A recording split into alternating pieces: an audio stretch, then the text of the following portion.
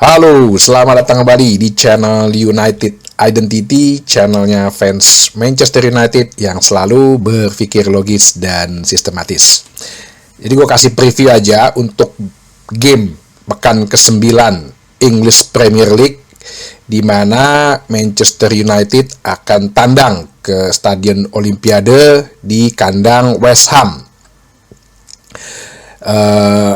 Sesuai dengan apa yang selalu gue bilang, bahwa United Identity menilai Ten Hag dari 10 game Premier League, berarti ini sisa 2 game lagi. Dan besok itu akan dilakukan game pertandingannya di hari Minggu ya, tanggal 28 Oktober. 27 Oktober. 28 Oktober Sumpah Pemuda ya, 27 Oktober jam 9 malam ya. Sepertinya gue bisa reaksi pandangan mata. Nah, jadi seperti yang waktu itu terjadi saat habis melawan Porto, kali ini Manchester United juga tidak langsung pulang ke Inggris. Jadi stay overnight ya, menginap 1 malam lagi, baru Sabtu ini nih pagi mungkin mereka pulang balik ke Inggris. Jadi hari Jumatnya mereka gunakan untuk berlatih. Kalau dilihat foto-fotonya sih kayaknya mereka berlatih di kandangnya Fenerbahce, numpang ya, sama lah kayak waktu kemarin main di Estadio Drogo Porto latihannya. Sekarang mereka tampaknya lagi latihannya di markasnya Fenerbahce, karena di foto-fotonya tuh ada yang kuning-kuning warnanya Fenerbahce. Ya itulah hubungan klub yang kayak begitu yang bagus kan. Bukan saling menyakiti, bukan saling menjatuhkan, tapi kan karena kan ini kan sama-sama profesional. Nah, gua coba bahas dulu dari press conference-nya Erik ten Hag ya. Ini penting press conference Erik ten Hag. Kenapa gue selalu bikin press conference dulu? Jadi ada story urutannya, sehingga pada saat pertandingan dengan logis sistematis lu bisa lihat, oh kenapa keputusannya begini, kenapa keputusannya begini. Jadi secara kemarin ya, secara umum lah, bahwa ditanyakan kepada ten Hag mengenai apa yang akan dilakukan di hari Minggu.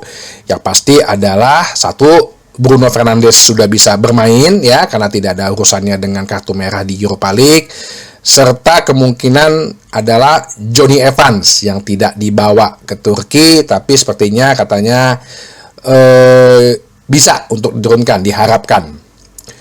Ditanyakan mengenai Manuel Ugarte yang kemarin waktu lawan Fenerbahce juga bermain baik, ya dia bilang dia kan di posisi 6 ya, posisi penting lah sebenarnya dalam tim, tapi dia kan harus banyak belajar untuk posisi itu dan bagaimana Ugarte ini diintegrasikan ke dalam tim.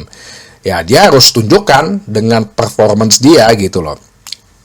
Apalagi dia kan datang dengan agak telat ya di transfer window. Jadi bagaimana dia harus sesuai dengan posisinya, diintegrasikan ke dalam tim.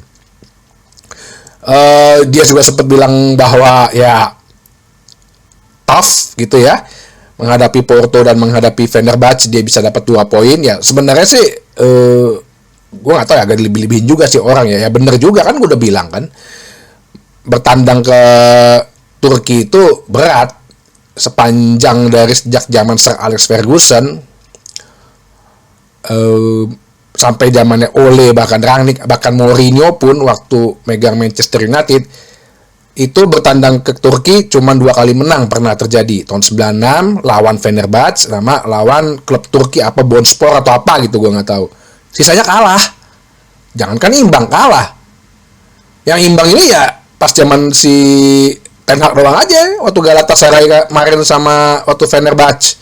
Gue nggak tahu loh kenapa semua misu-misu.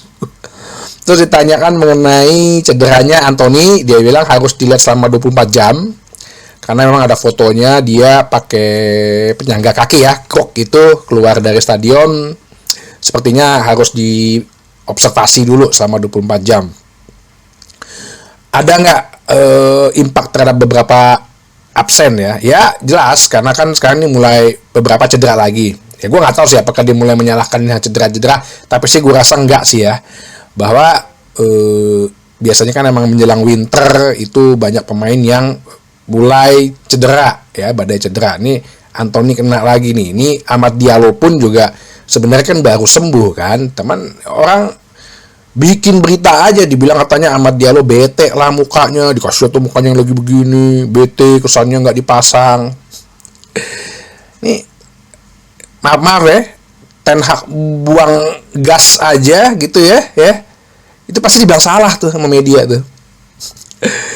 Oke, terus untuk pertandingan besok gimana? Jadi sebelumnya kan gue bilang bahwa West Ham ini kita pernah dikalahkan 2 kali ya pada zaman Ten Hag.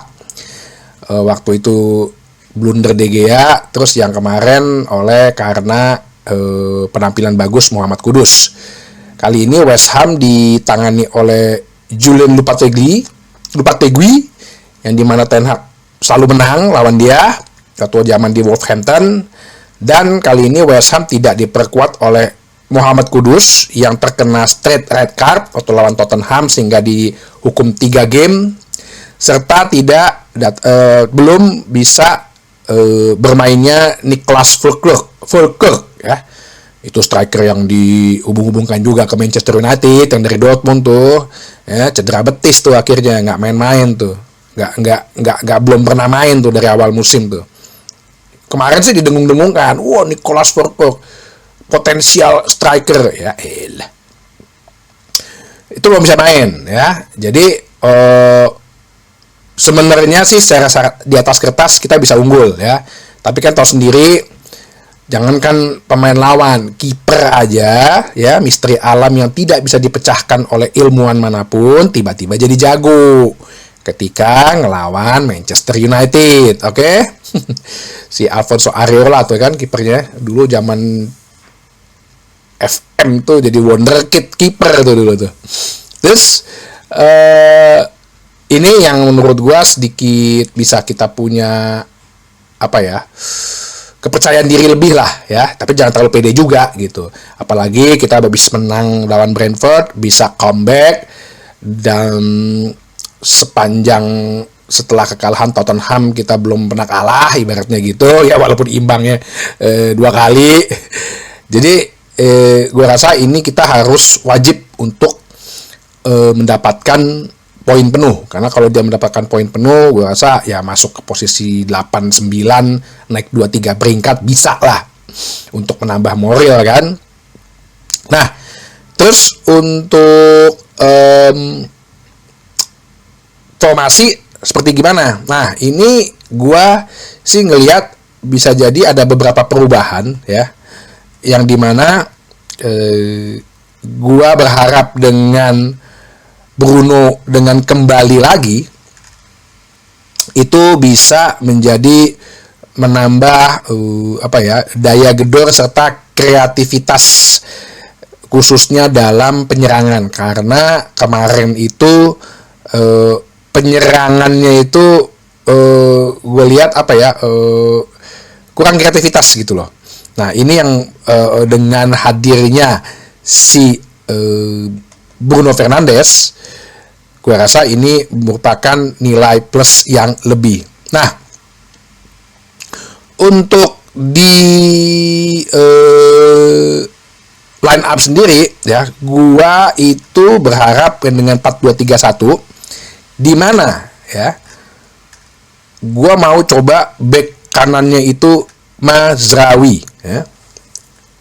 Biar Dalot kayaknya diistirahatin dulu gitu ya, mungkin dia udah mulai jenuh gitu ya, jadi gue mau coba Mazraoui di kanan, yang dimana nih yang kemarin lo misu-misu kok dia jadi pemain tengah segala macem, padahal Jose Mourinho di konferensi pers bilang, oh iya, Sofyan Amrabat ngomong ke saya bahwa dia di Maroko dan bahkan di awalnya itu adalah posisi 6, pemain tengah nomor 6, dan gue bisa memahami hal itu kalau dia dipasang sebagai nomor 10 atau jadi pemain tengah.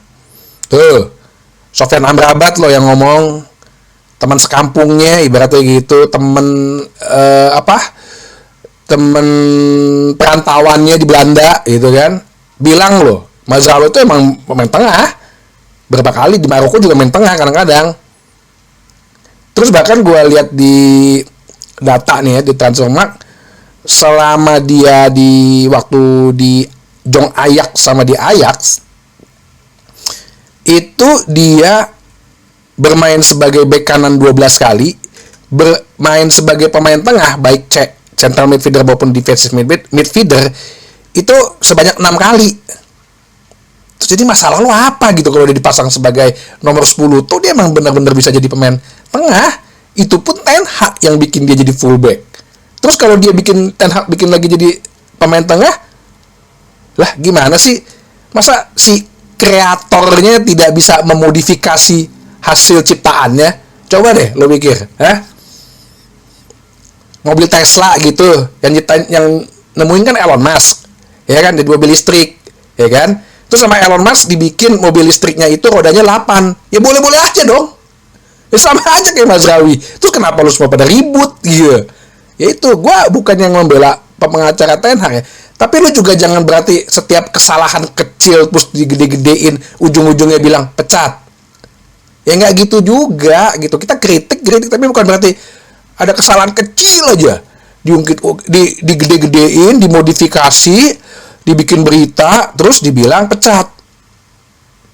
Nah, ini tugasnya United Identity, oke?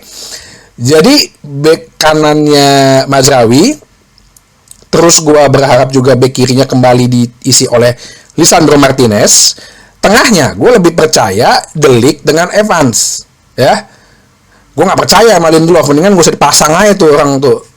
Kayak gue nggak ngerti masa ngebaca situasi sebagai seorang back tengah begitu kemarin, ya.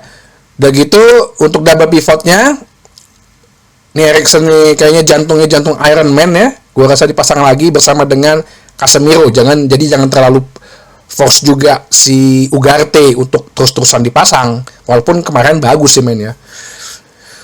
Casemiro yang bermain bagus juga melawan Brentford. Nah, depannya ini kayaknya sih bisa jadi akan terus digunakan, yaitu attacker midfieldernya Bruno Fernandes, kirinya Garnacho, kanannya Rashford yang gue bilang mungkin akan berubah fungsi sebagai pembuka ruangan, sebagai pemberi passing, serta strikernya yaitu Højlund, karena Højlund kayaknya lebih jadi lebih hidup itu serangan. Dia untuk dua body itu berani gitu ya, tipe striker geradak geruduk gitu ya, gerasak gerusuk gitu.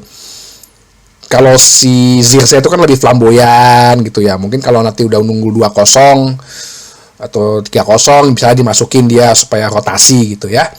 Jadi inti formasi yang gua perkirakan, kita bisa bermain seperti Brentford, lebih menguasai pertandingan. Kalau gue rasa karena si West Ham ini pasti akan lebih bermain pragmatis juga. Nggak tahu ya kalau tiba-tiba dia berubah jadi kayak Barcelona atau Brentford kayak kemarin gitu kan, tiba-tiba berubah jadi Barcelona gitu, menguasai pertandingan, ya apa, kita bermain agak lebih pragmatis saja. Karena kalau mau ngomongin kita main pragmatis gitu ya, main reactive football atau counter attack, kita tidak punya yang mempressing. Kalau kemarin kan masih ada Mazraoui tuh jadi pemain tengah pempressing. Ini kita nggak ada. Ya tua-tua semua ini masalahnya pemain tengahnya. 32 sama 33. 32 dua-duanya umurnya. 32 Bruno Fernandes 30. Nggak ada yang mempressing. Nah, ini yang gue bilang kita bermain mungkin bisa jadi 5-10 menit pertama jangan sampai hilang fokus, kita lebih bermain menunggu ya, reactive football. Nanti kalau kita bisa unggul 1-0 dulu, baru kita bisa kuasain permainan. Jadi lebih adaptif lah, jangan terlalu kaku juga. Yang penting kan ini adalah kemenangan dulu nih yang diraih nih. Masalah ya bentuk permainan emang belum bagus kok, emang belum sempurna ya pastilah dengan komposisi pemain gini mah mana bisa sempurna 100% gitu. Untuk skor gue rasa kita tidak akan kalah ya, tidak akan kalah, tapi gue masih meyakini kita bisa metik poin penuh 3 di sini. Oke? Jadi mudah-mudahan bisa lancar besok reaksi pandangan mata. Sampai ketemu lagi di bahasan berikutnya di channel United Identity. channelnya Fans Manchester United yang selalu berpikir logis dan sistematis. Terima kasih.